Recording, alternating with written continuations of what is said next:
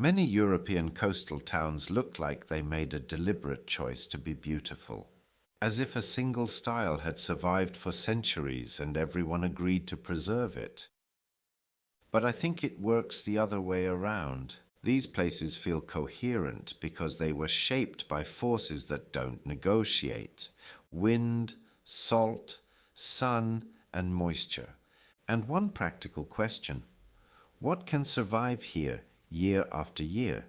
If you want to understand why coastal towns look the way they do, start like a builder, not with romance, but with stress. And as we go, I want you to pick up a few simple rules, not trivia, just visible logic you can recognize the next time you walk through a coastal town. First, wind is not scenery. Wind is a designer. Rule 1. Wind shapes streets. Wind is pressure applied to surfaces again and again. Along the coast, wind hits corners, roof lines, and long facades. It accelerates through narrow streets, it funnels through gaps, and it punishes anything that offers a clean, broad face. Here's the first tell: compactness.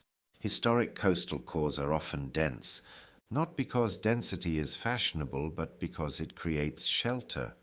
When buildings stand close together, the town becomes terrain. Wind is broken up, redirected, slowed down, and between the walls, you find pockets of calm where daily life can actually happen. Now, a useful detail: tight streets can also become wind tunnels if they align too perfectly. So coastal towns often feel like a sequence: exposure, then shelter; compression, then release. You'll recognize the pattern in 3 moves: a street that bends instead of running straight for hundreds of meters, a small square that feels like a basin, a corner that interrupts a gust. What feels like charm is often a practical response to wind. Second, salt is not decoration. Salt is chemistry. Rule 2. Salt selects materials. Salt doesn't arrive only as seawater. It comes as spray, as aerosol, as a fine film, settling even where you don't notice it. For many metals, salt plus moisture accelerates corrosion, so traditional coastal building treats metal with caution. You'll see it, but usually in places that can be repaired, replaced, or protected. A common giveaway: metal used as a detail, not as a skin. And where metal does matter, the alloy and form are defensive. Fewer flat traps, fewer exposed joints.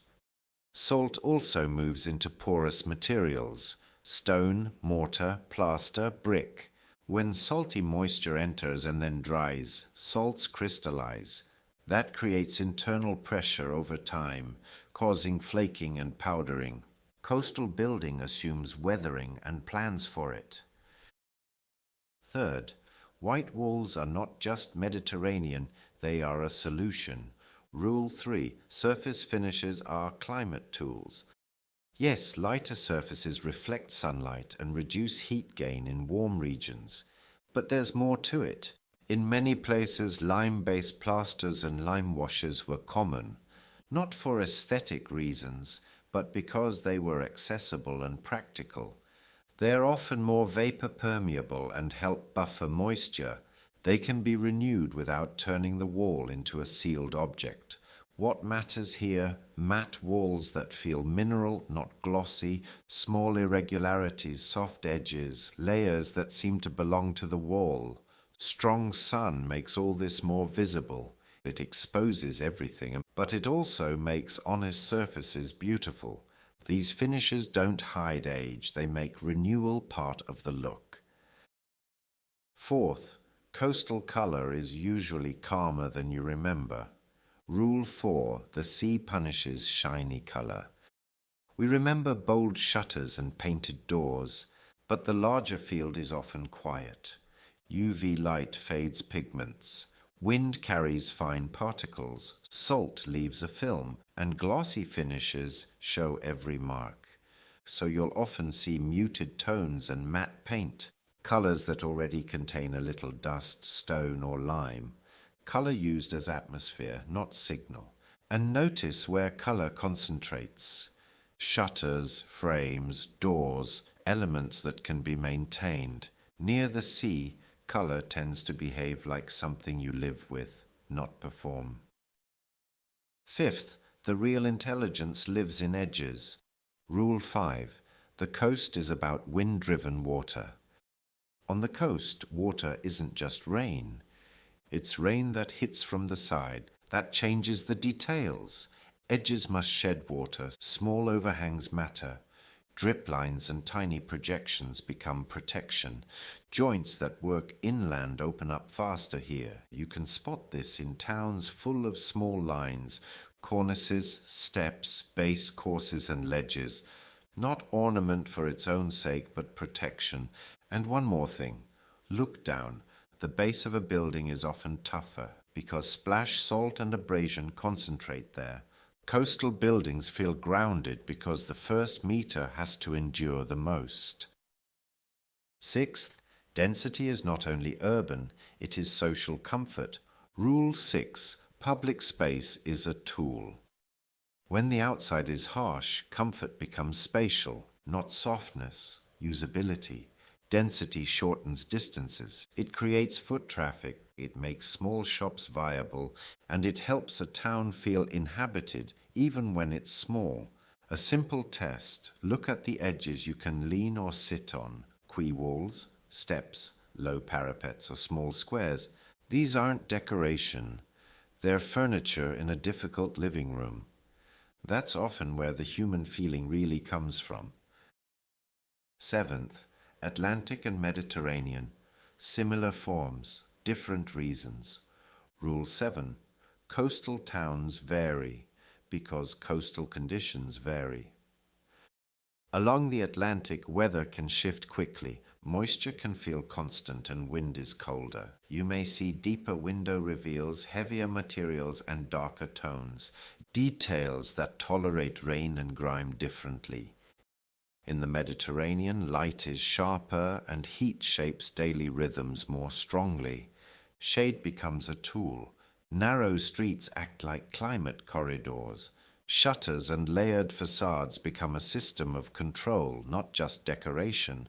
The forms may look related, but the pressures behind them differ. Finally, what modern coastal building often gets wrong. Final rule. Copy the logic, not the image. Many new coastal buildings imitate the look, but miss the system. Sealed facades trap moisture. Metal details age quickly, but not gracefully. Large glass areas make wind and sun the main character. Public spaces often lack shelter, edges, and transitional zones. It looks clean at first, but it doesn't live well, and after a few years it looks tired without becoming dignified. Older coastal towns aren't perfect. They're just honest about the climate. They assume things will weather, and they build systems that keep working anyway. If coastal towns feel timeless, it's not because they stopped in time, but because their form came from necessity. Wind rewards shelter, salt rewards discipline, light rewards matte surfaces and clear shadow, and daily life rewards public space that behaves like a tool. These places weren't built to impress, they were built to last. If this gave you a new way to see coastal towns, please leave a like. And I'd love to hear your examples in the comments. Which coastal place feels most inevitable to you, and why? Thanks for watching.